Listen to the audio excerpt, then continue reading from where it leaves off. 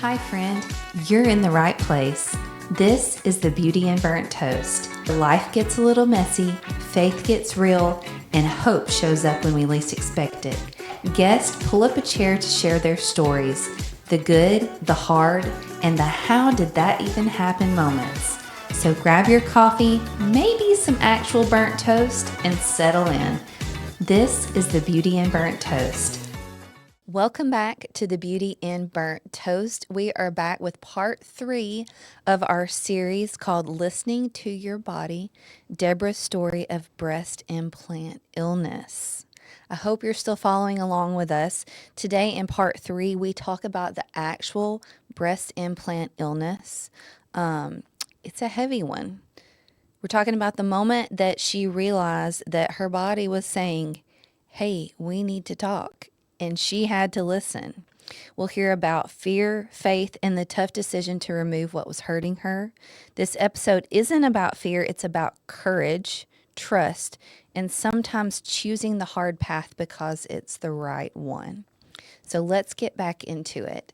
Yesterday, we kind of wrapped up with talking about the hearing that you had watched.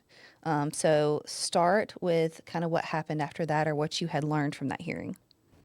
So I stayed fully engaged over 2 days, 2 day time period, watching the televised FDA hearing, and this was in 2019. I was incredibly emotional, but I was also like a sponge. I was learning a lot about breast implant illness because this term in itself, as a medical provider, was new to me. Yeah. Here I was, a wellness expert, and I knew nothing about having a Mm-hmm. breast implant illness, and it was very scary, frightening, Yeah. and I did a lot of crying, quite I honestly. bet. But I learned during that 2 day hearing that this was not the first time that breast implant illness had been under the microscope. As far back as 2011, breast implant illness had been coined with a different term, and Mm-hmm. it was termed as ASIA. Oh. ASIA, yes, which stands for autoimmune inflammatory syndrome, and that syndrome induced by adjuvants meaning a foreign body. Mm. So back in 2011, FDA knew this, It got swept under the Big rug. Pharma knew it. Mm. Well, breast implants are big money. Yeah. It's That not is the surprising. main bread and butter for plastic surgery practices in general. That's the number one procedure that is done by plastic surgeons nationwide. So, and also I want to add that with that in mind, plastic surgeons can only do, and anyone in practice in the field of medicine, we can only do what we're trained, what we're taught, what we Mm-hmm. know, what the research shows. Yeah. And at that time, years ago, plastic surgeons were told that when a capsule, aka scar tissue, grows around a breast implant, this occurs within, I now know, about 3 weeks time period of getting them put in the chest, Wow. that those capsules over time continue to change, and that breast implants are not lifelong devices. Mm-hmm. But how many women are told that Yeah. at the point that they present to get breast implants? I was never told that. I was told I'd be sitting on my front porch in my 80s looking great.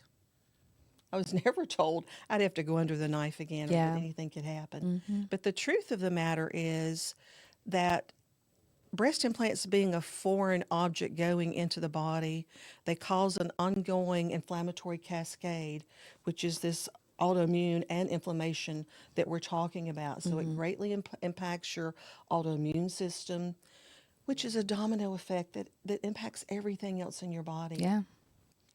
And when that began to happen, it will cause that capsule or that tissue, which surrounds the shell of the implant, and all shells of every implant ever made are comprised of silicone. And I have shared my implants were comprised of saline. They were filled with saline, but the shell that housed that was silicone. So this capsule that grows around it after they're implanted into the body, over time, because of that autoimmune and inflammatory cascade, it continues to respond and react. And it says, wow, what is this? Let's fight this. Yeah. This does not belong. And so the body's very smart. And we know that. And we've learned historically over the years during this whole FDA timeframe battle. And breast implants have been on the market with silicone, off the market with silicone, because the FDA knew. Yeah. But what did they tell the plastic surgeons? They said, look, women do develop capsular contraction, which is hardening and thickening eventually of those capsules. And in every lady, that trajectory differs a bit. It can be a few weeks, it can be a few months, it can be a few years, Wow. it can be many years. In my case, with the first set of implants, I was at 9 years after receiving them. And I've developed grade 4, which is the most severe level, form of bilateral capsular contraction, meaning that when they got super thick, they began to clamp down on the breast implant. And all of that happens, as I said, in reaction and response to the inflammatory and autoimmune cascade and everything else that gets kicked off moving forward at that point in the body. And so what did that mean for me? That meant that my breast started getting kind of firm, not as movable. Yeah. And there's a big difference between silicone and a saline implant anyway. A saline implant's a little firmer to palpation or to touch. Silicone is much more movable.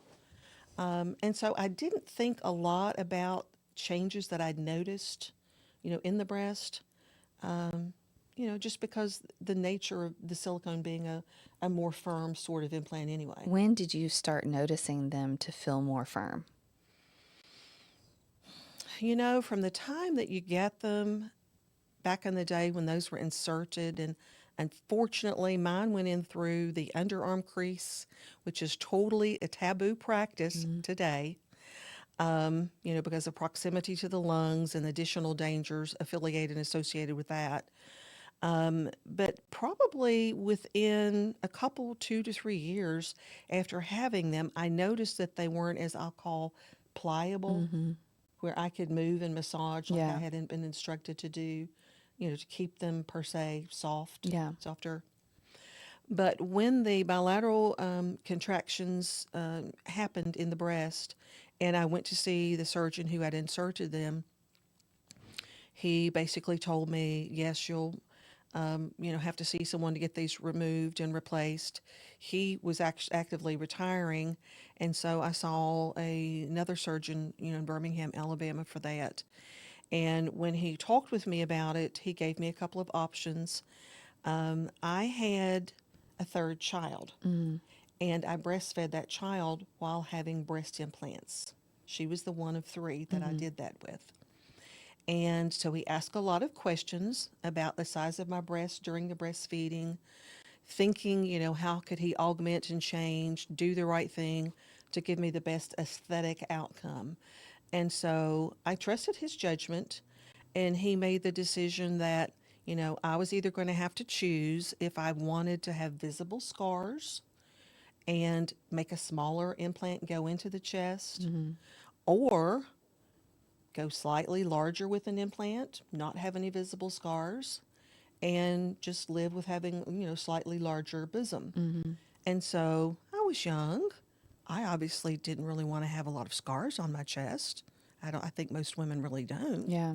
Plus it's more invasive, and the more invasive a surgery is, obviously, the more additional cost, the greater the risk, you know.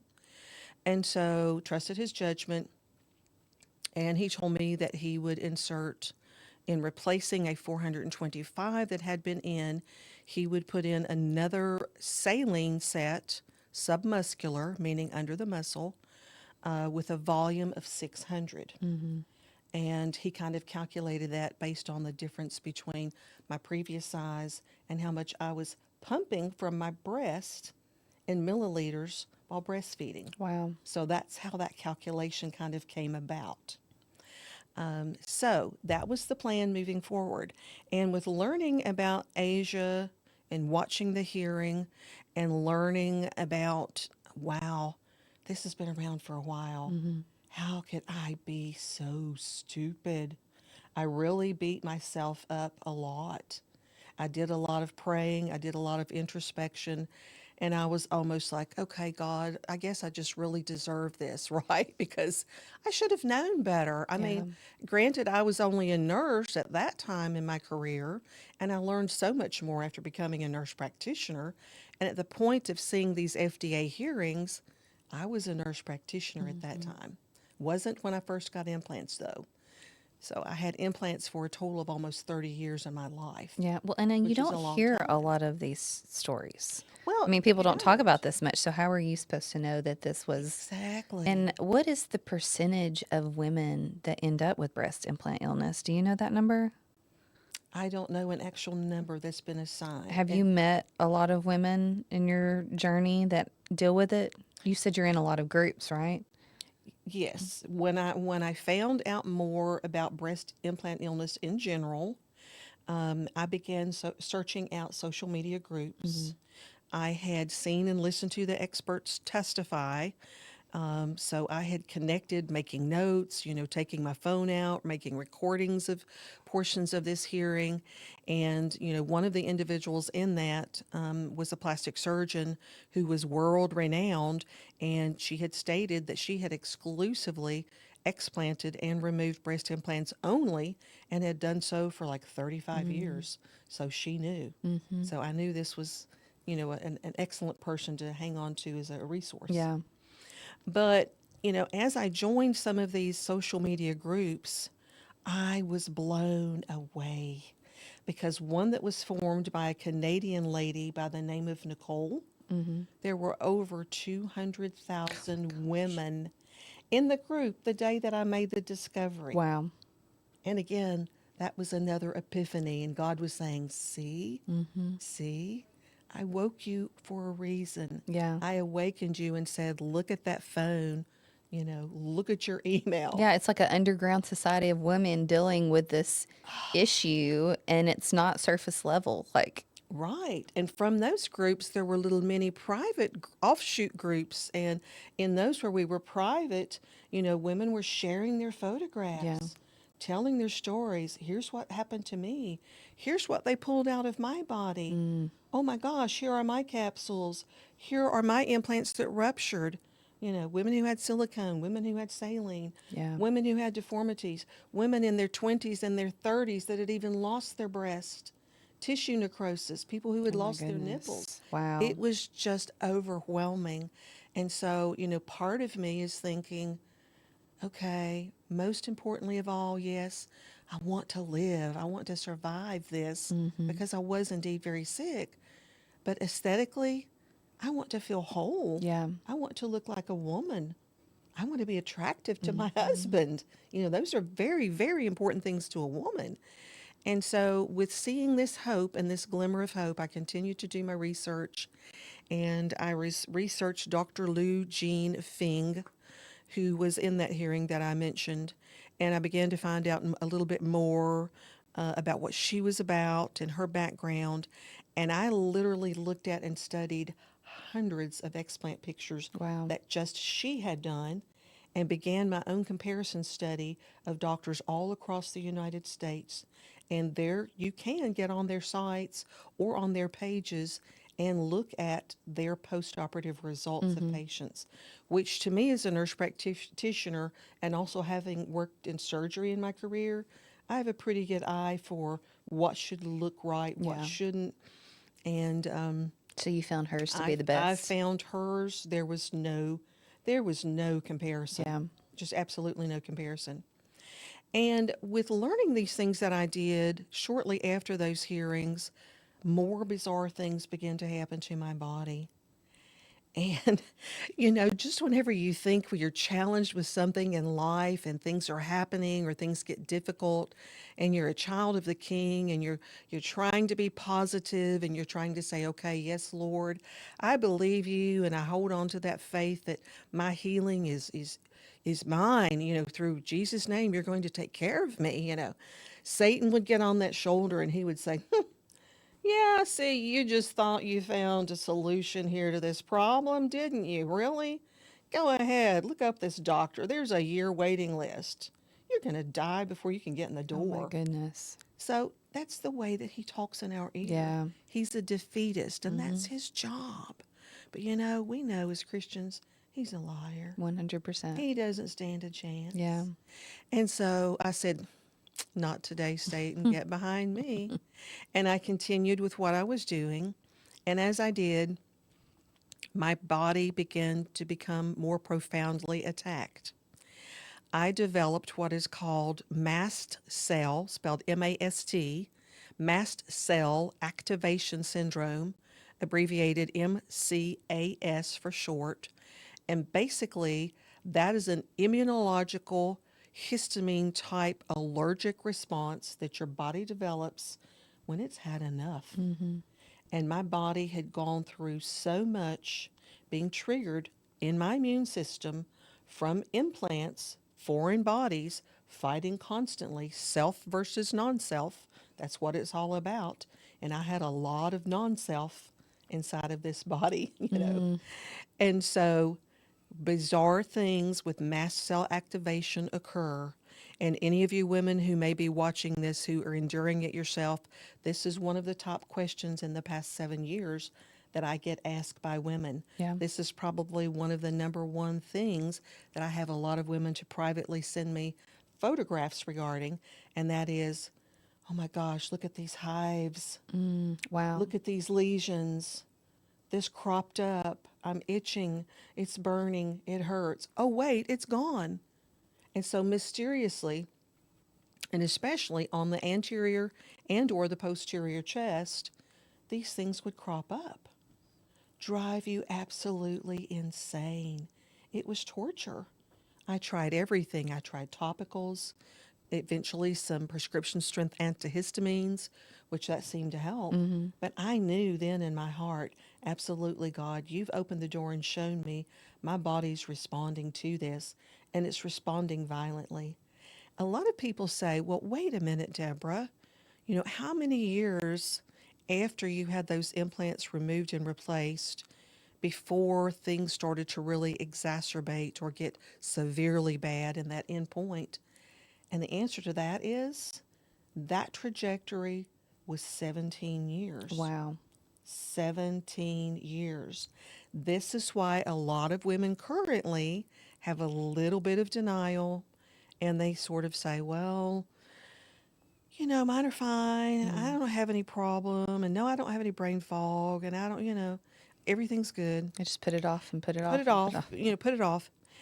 And that is because in your lifestyle, there are so many variables from your emotions to what kind of stress you're involved in, to your genetics, Mm-hmm. to, and I don't want to get too deep, but there's MTHFR, which is also something that has to do with the process of methylfolation in your body, and how well we folate. Okay. And so there are genetic studies now by a lot of plastic surgeons that are done prior to a woman ever even going through explant.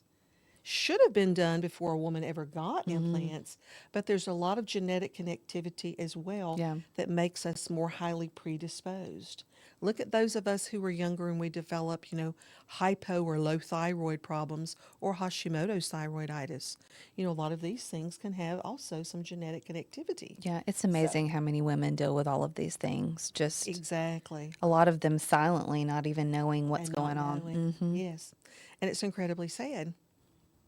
But aside from this mast cell activation that was hitting me and driving me insane, and then the pain that I've mentioned, which occurred between the intercostals, the muscles between my ribs, I started noticing that I was losing use of my left arm.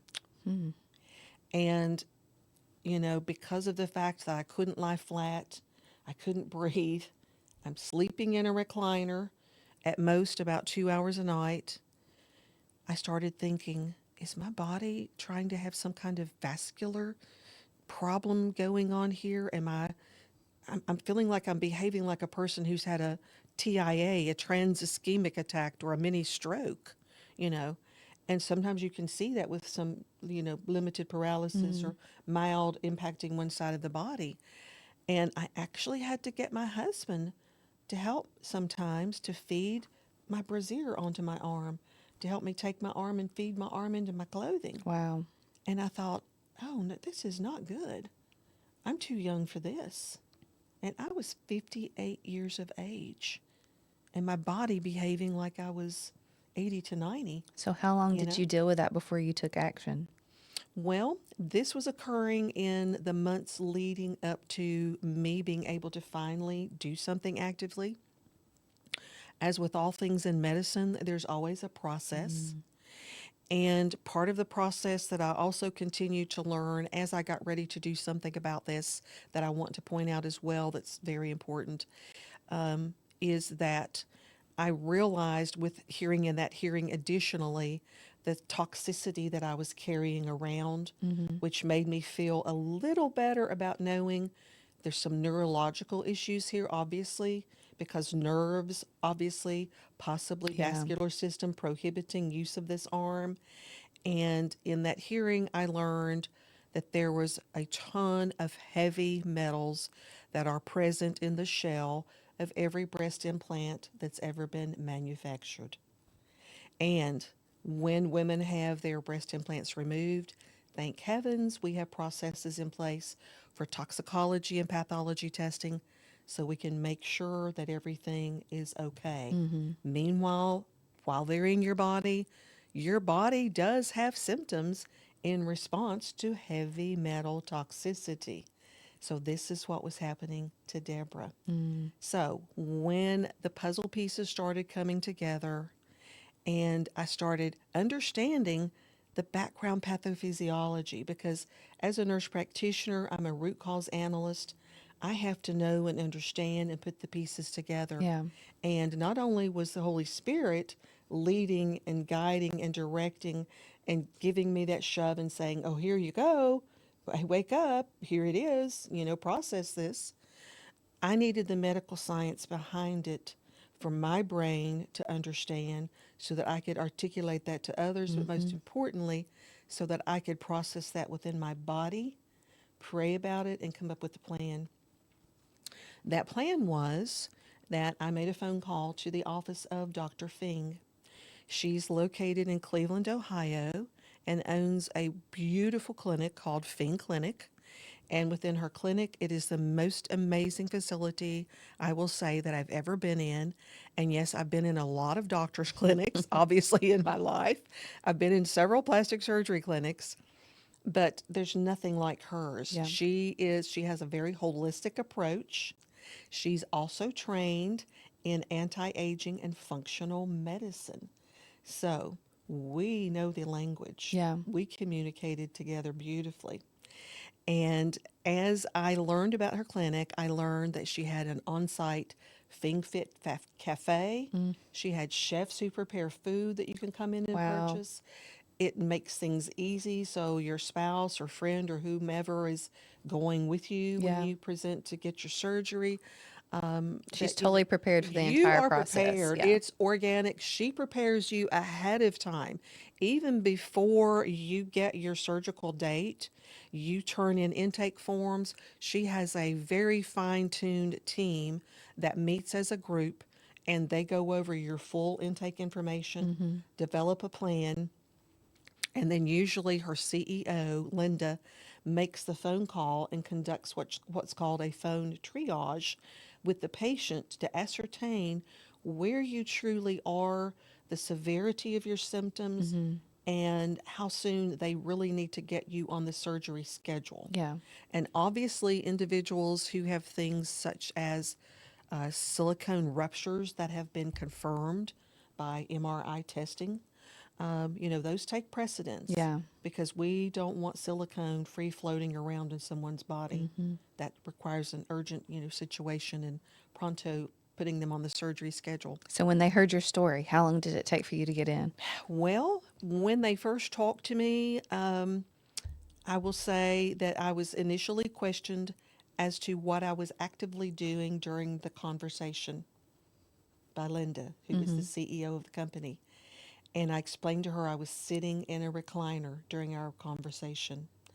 Her response was, Miss Brooks, you sound like someone who's actively up and running. Oh my goodness. She said, you are so short of breath. I was amazed because she was like a nurse. Yeah. She knew and was so well trained in knowing the triage aspect that she began then asking me about the method of placement of implants and how many I had previously had, Mm-hmm. which is this is also a very important aspect of triage in knowing what the associative risks are, because anyone who's had implants that have gone in through the underarms, like I mentioned, those implants go in slightly closer proximity to the lungs. Yeah. That can cause a bit more irritation. And, here I am having implants that were removed 17 years prior. As mentioned, doctors were not told to remove capsules when they take them out. So they cut into that capsule, reach in and pop out an implant, and shove in a new set. Mm. And mistakenly, the implant manufacturers told all plastic surgeons, don't worry about the time for removing capsule. It will dissolve in time.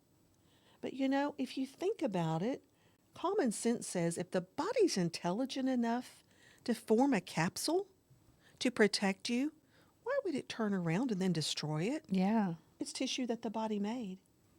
So that made no logical sense to me whatsoever. And so when my intake forms were turned in and the team looked at everything and Linda made the phone call and she began to ask me these questions, I was initially set up for an explant within about 3 months. Wow.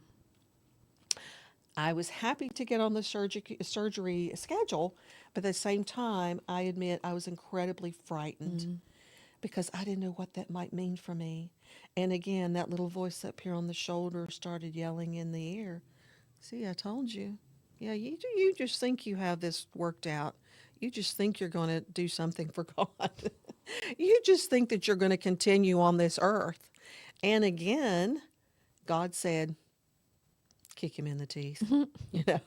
And that's exactly what I did. I said, ah, I don't care. I don't care what I'm feeling. I don't care how I'm not breathing. I don't care how this hurts. I'm going to fight this because I'm a warrior and I have purpose and I know that there's a plan. So even thinking about this to this day makes me very emotional, Mm. obviously. Well, it's a lot. I mean, it's a major surgery. Like, it's not It's a minor thing. incredible. It's a big decision. Well, I've been through a lot of things in my life. And when I mentioned that C-section dehiscence to Mm-hmm. you in a former episode, I ended up having to go in and have major surgery years later because of scar tissue problems. And it wasn't anything that was by any means any fault of my wonderful doctor who Mm-hmm. restapled me. It was just the nature of things and the way that they Yeah. happened. And that surgery in itself, which was the equivalent of like a tummy tuck, that was intense. But I will tell you that having in the bloc, ENBLOC, which is a French word term for proper removal of implants, which includes the capsule coming out at the same time, Mm-hmm. which typically speaking, we tend to hear this in an oncology forum because that's how they remove things when women do have cancer. And therefore, that's the standard now is knowing that that capsule must come out, Yeah. because it gets left behind. And whenever I found out about that, and when I learned about that, and I knew that this surgeon specialized in it, and knew about the 3 months coming up, I also was then told, well, we do end up having cancellations because sometimes people get sick Yeah. or they have a child that's sick, or death in the family, or maybe they don't get their lab work done in time.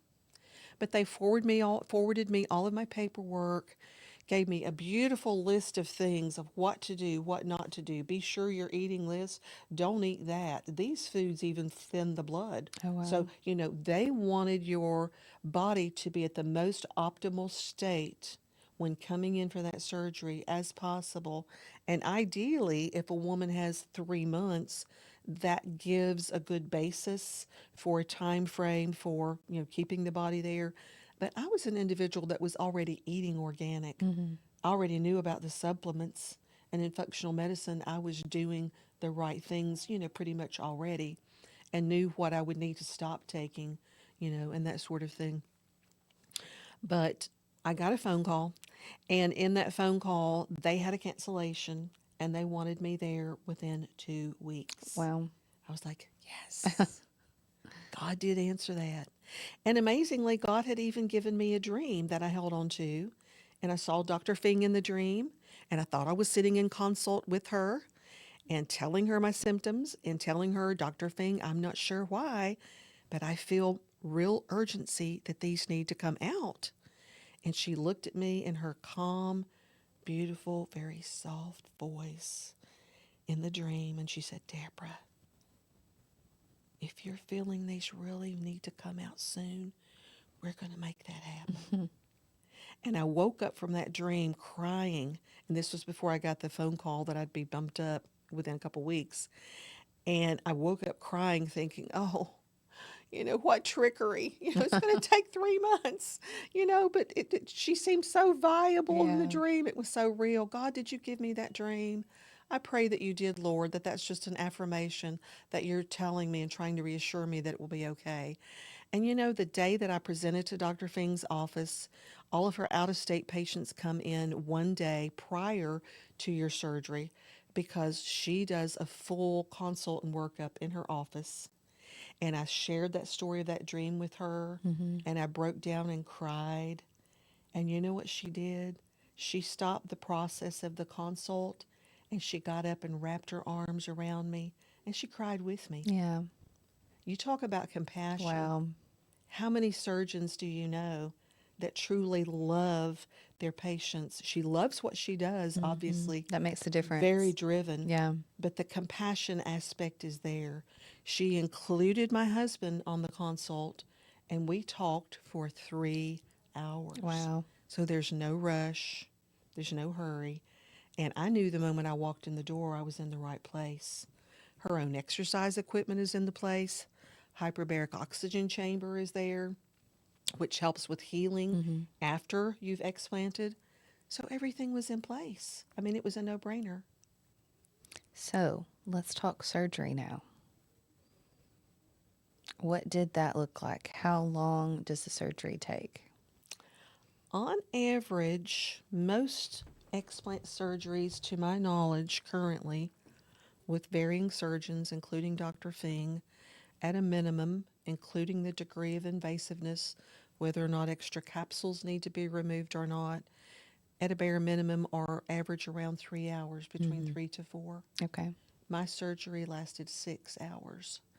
And when she got inside, after first giving just the right type of anesthesia with her fine tuned team who are experts within her surgical suite that's comprised within her own gorgeous facility, which made it very nice. I didn't have to leave and go to a cold, sterile hospital. I was Mm-hmm. right there at her place. And also having lung function testing done and checking out my breathing, which Yeah. revealed my lungs age said that I was 85, the equivalent of an 85-year-old woman. And I thought, well, no wonder I can't breathe. So everything was very thorough, very well examined.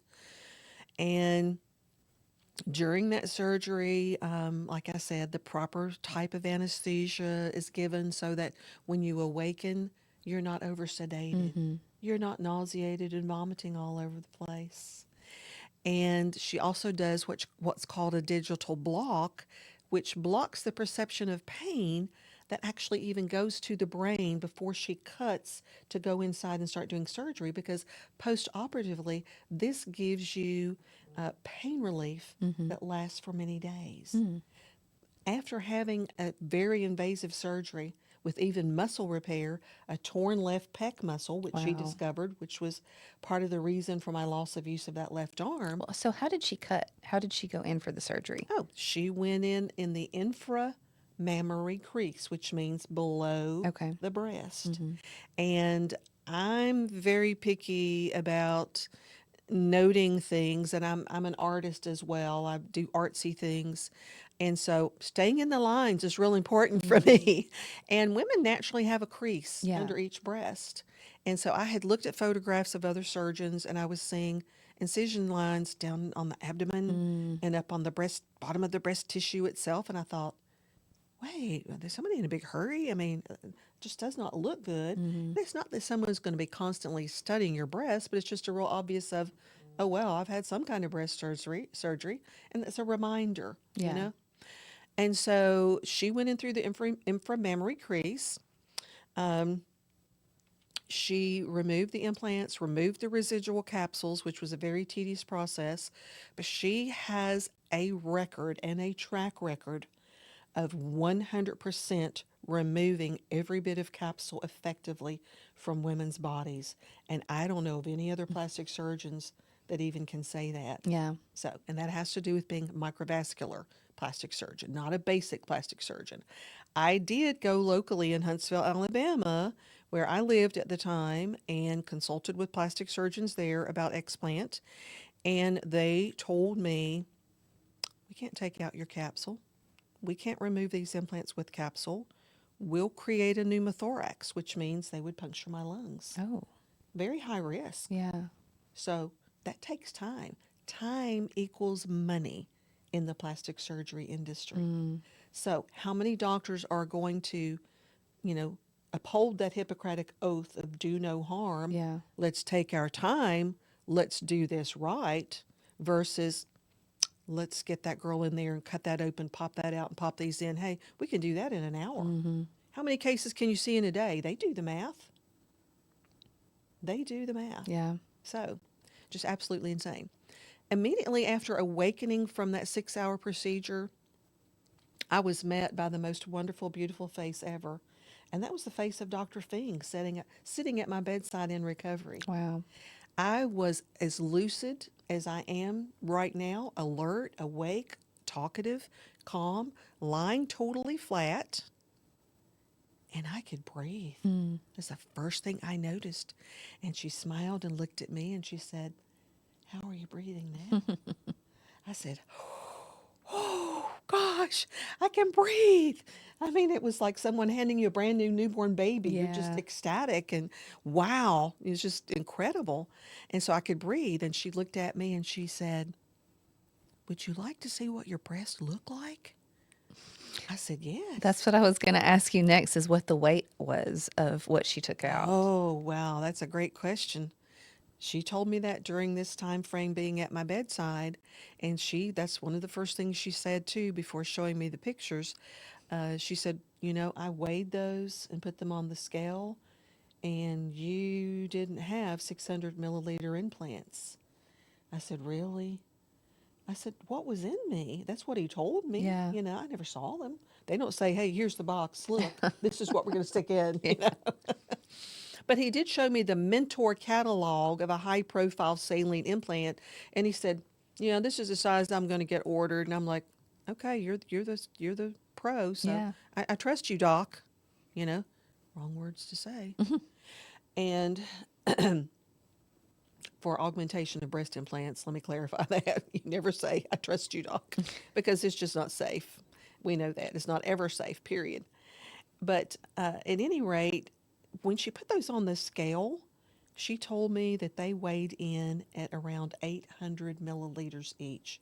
She said he overfilled your saline implants incredibly so. Wow. And I said, wow, it all makes sense now because they do pictures before and after and all that. But there were a lot of residents in training, and they lined them up and brought me into the room for the guys to see me, Mm-hmm. guys and gals who were becoming plastic surgeons. And that doctor told them, this is the largest set of implants I've ever done. Wow. So he took great pride in what he had put inside my body and not realizing the dangers and taking any of those consequences, into consideration based on, what he knew. Mm-hmm. And even after explanting, I reached out with love to his office, tried to get him to go and have a cup of coffee with me, and he declined. But I let his office manager know, please let him know what I've been through. Mm-hmm. Breast implant illness is very real. Please don't ever do that to another woman, especially overfilling like that, because that made it even worse.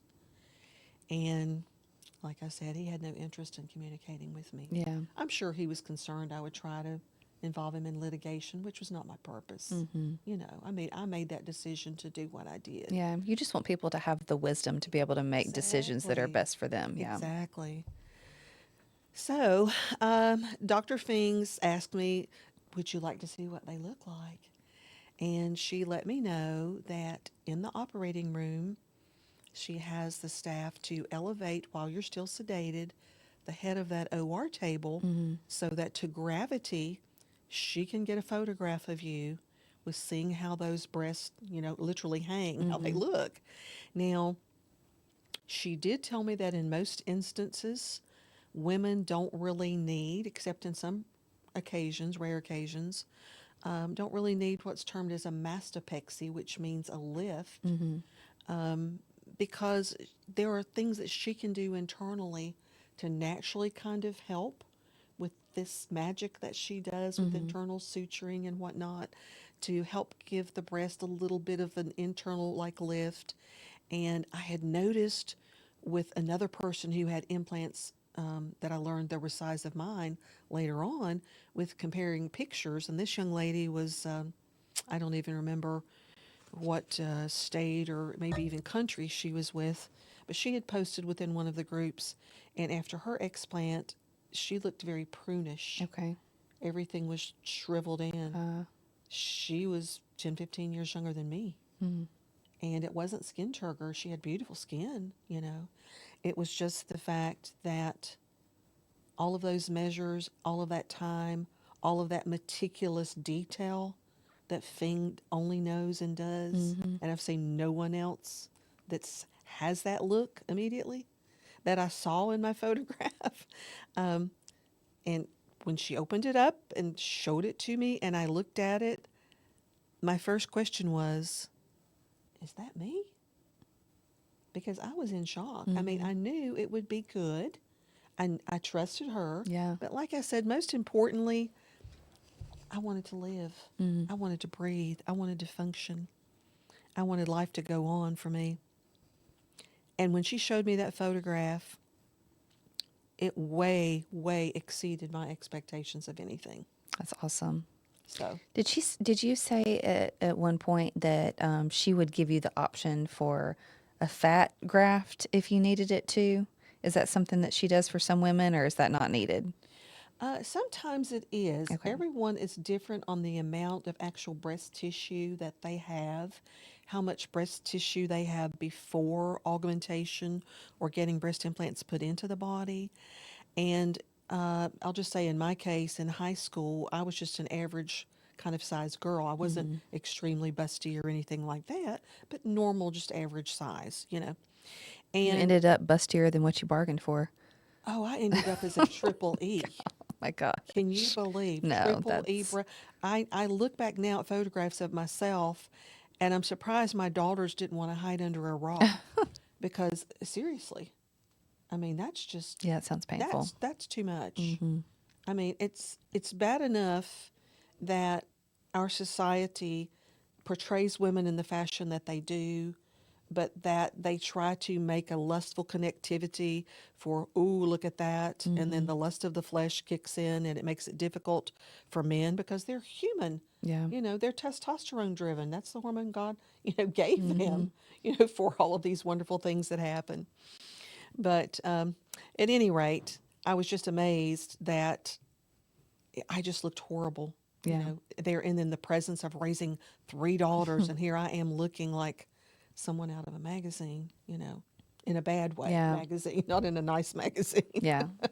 So she didn't have to do that for you. She did not, but Yeah. she did tell me She said, I will have you to come back and follow up.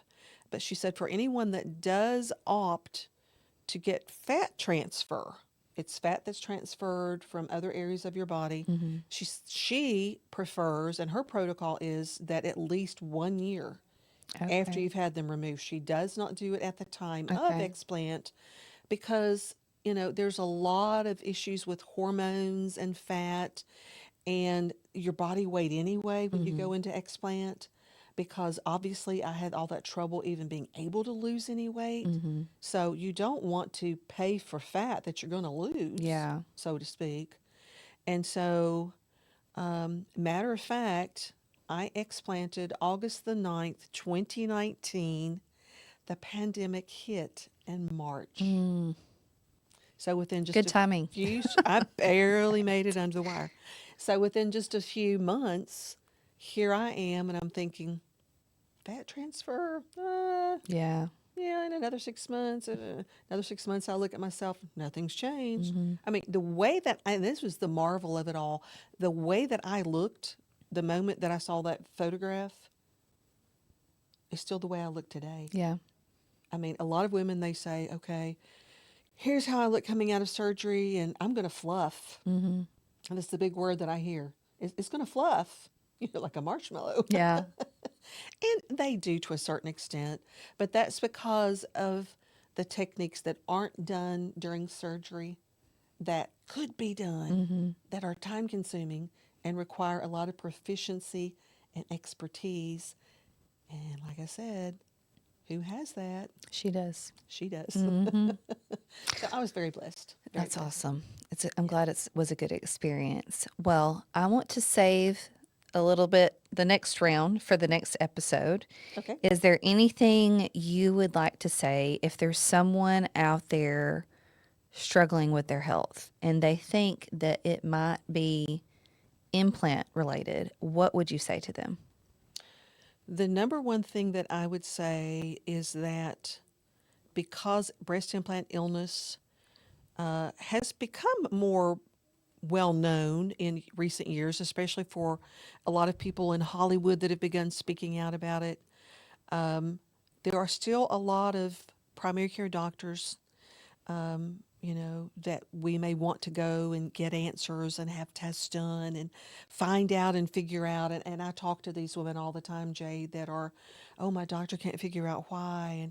And I don't know why with this fatigue. And I don't know why, all the whys, everything is there because, a primary care doctor is not a multifaceted Yeah. specialist. Mm-hmm. This took a very large approach and something that we'll kind of talk about after the fact with what I did after I explanted that also further, reaffirmed putting all of those puzzle pieces together with what I had definitive proof on.